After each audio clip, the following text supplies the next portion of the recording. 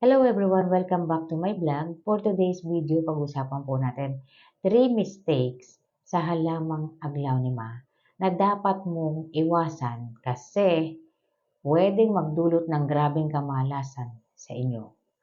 Maaari itong maging dahilan pa ng pagkaubos ng wealth ninyo.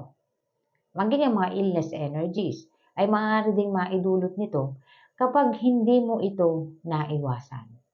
Pag-uusapan natin ano yung mga bagay na dapat hindi ninyo ginagawa sa inyong aglaw ni Ma o sa Chinese Evergreen. At paano nga ba ninyo i-enhance ang halaman na yan kung meron ka na yan? At hindi mo or sa tingin mo, hindi naman ito nagdulot ng swerte sa iyo. May pamamaraan po para mapalakas yung aglaw ninyo para umakit yan ng prosperity at abundance. At meron po ritual na ginagawa sa aglaw ni Ma. Mamaya po pag-uusapan natin yung ritual na po pwede ninyong gawin sa halaman na yan.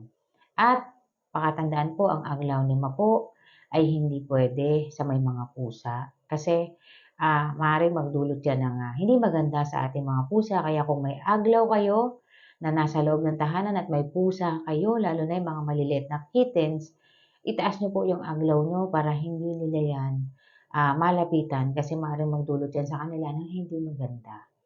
Pero po ang aglaw ay kabilang po sa mga lucky plants at ang kinikilala ng Feng Shui na nagdudulot ng swerte lalo na kapag nakalagay sa loob ng tahanan.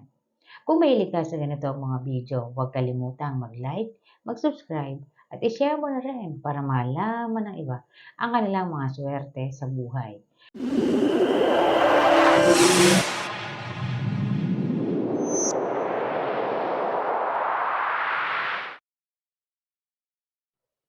Mga dapat iwasan kung mayroon kang halaman na aglaw ni Ma o Chinese Evergreen. Huwag na huwag mong ilalapit ang jade plants sa halamang aglaw ni Ma o Chinese Evergreen. Ang jade plant po ay isa sa mga money plant at ito po ay pinaniniwalaan na umaakit ng swerte at good luck energies. Ganon din ang aglaw ni Ma. Kabilang ito sa mga money plant or lucky plants dahil dito nagdudulot ito ng rivalry sa dalawang yan. At ang conflict na maidudulot niyan ay magdudulot po ng grabing kamalasan. Imbis na aakit ng good luck energies ang aglaw ni Ma or magsishield ito laban sa mga negative influence o mga negative energies na nagmumula sa mandako, sa mga area, sa lugar mo or sa tahanan mo or sa property mo, hindi na yan magagawa ng aglaw ni Ma.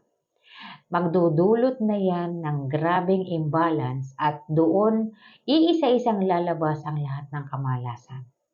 Kaya't kung mayroon kang aglaw ni Ma, huwag mo lang ilapit sa jade plant, okay na yan. Okay lang po kung meron ka ng mga halaman na yan, huwag mong ilalapit. Sunod, huwag mo ring ilalapit sa holy basil. Nagdudulot din ng kamalasan at imbalance.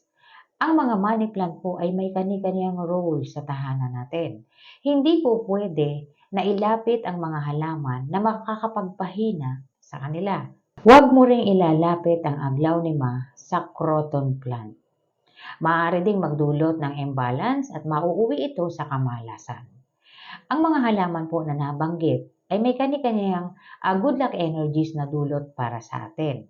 Ngayon, pwedeng ma-disrupt yung mga good luck energies na pwedeng maidulot sa atin ng aglaw ni Ma plants. Tanda po natin ang aglaw ni Ma ay indoor plants. Ngayon, kung yan ay nilagay ninyo sa labas or nakalagay yan sa tahanan ninyo, tandaan nyo lamang po, huwag nyong ilalapit ang mga yan. Sunod, malas din po na yung aglaw ni Ma po, madali siyang nalalanta at yung katawan niyan parang nalulusaw siya. Kapag nakita ninyo na malambot na yung katawan at parang nalulusaw, nalalanta na, linisin nyo lang yon. Kung minsan po kailangan ikat na siya kaysa nakikita ninyo siya na wilted or yung nalalanta, ikat nyo, magre-regrow yan. New prosperity or new opportunity ang dudulot niyan sa inyo. Huwag niyo siyang hahayaan na wilted or nalalanta na kasi habang tumatagal yan na wilted or parang nalulusaw ang kanyang katawan, sunod-sunod yan na magdudulot ng inauspicious energies. So pakatandaan po mabuti kapag pagdating sa aglaw, dapat po palaging tinitingnan at binabantayan yan kasi kapag nagkaroon ng paglanta or nalusaw yung katawan yan at hinayaan nyo pa, hindi nyo nilinis, hindi nyo tinanggal, aakit yan ng negative energies at maaaring makaapekto yan sa mga good luck energies sa tahanan ninyo. Sunod po, kung nagnanais ka na yung aglaw ni Mamo ay ma-enhance at magdulot ng prosperity sa iyo at abundance, tabihan mo ng snake plant. Mabisa po ang dalawa na yan kapag pinagtabi ninyo. Sabay silang aakit ng good luck energies, pareho nilang palalakasin ang isa't isa. Nakatulong po yung dalawa na yan kapag pinagtabi ninyo, mas umaakit yan ng good luck energies at ilagay lamang ninyo sa specific area. So, pwedeng ilagay yan sa living room, so pwede rin sa kitchen, itataas nyo lang po para hindi maabot ng mga bata or ng kung meron kayong pets, para hindi nila maabot yan. At pwede rin sa south area yan. Pwede ilagay sa south area kung nagnanais ka na matupad yung gusto mo. Kung meron kang nais na ipatupad na rules at hindi ka pinakikinggan, pwedeng gamitin yung dalawa na yan para lahat ng sasabihin mo, pakikinggan nila. Or makikinig sila sa kung anumang suggestion mo.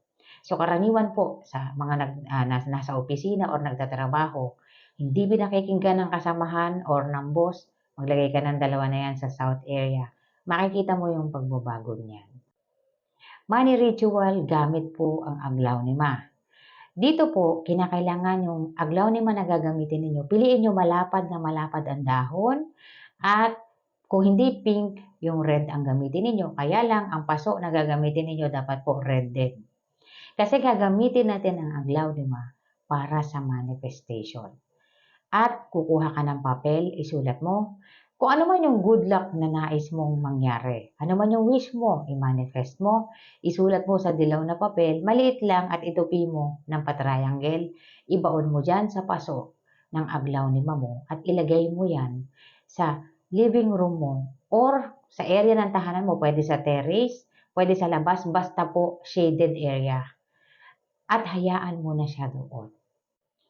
Huwag niyo pong hayaan na yung mga halaman po na ginagamit ninyo sa manifestation o yung mga halaman na nilagyan ninyo ng inyong mga hiling, malalanta or mangangayayat. Kasi pag ganyan po, senyalis yan na baka may paparating na inauspicious energies at magdulot ng challenge o magdulot ng trial sa inyo or mga hindi magandang pagkakataon. Kasi po, kapag naalagaan ninyo yan, simula nang naglagay kayo ng manifestation, tumaba, lumago, gumanda ang dahon, senyales po yan na may paparating na good luck energies. Kaya ginagamit ang halaman para sa manifestation para po makita natin kung ano ba yung dapat natin gawin. Kailangan ba natin mag-cleansing? Kailangan ba natin maglagay ng pampaswerte na para makatulong sa atin? Kaya tayo naglalagay ng halaman. Bukod pa sa kayang umakit ng halaman ng good luck energy. So marami pong gamit. Kaya kung kayo po ay mayroong mga halaman na nilagyan ninyo ng mga wish ninyo or mga manifestation ninyo, tingnan ninyo sila. Kasi po, dyan ka magbabase ng mga susunod na hakbang mo. Baka mamaya, binibigyan ka na ng sign ng halaman, hindi mo pa alam. So, para hindi ka mabigla sa kung ano man yung darating. Kasi po, kung yan ay inauspicious energies, maghahanda ka ng cure, maglalagay tayo ng cure. Kung yan naman ay good luck energies, mag-a-activate tayo. Para po makamit natin yung sinasign sa atin ng halaman na paparating ng mga auspicious energies. Maraming salamat po sa panonood at sa lahat po ng subscriber po. Maraming salamat.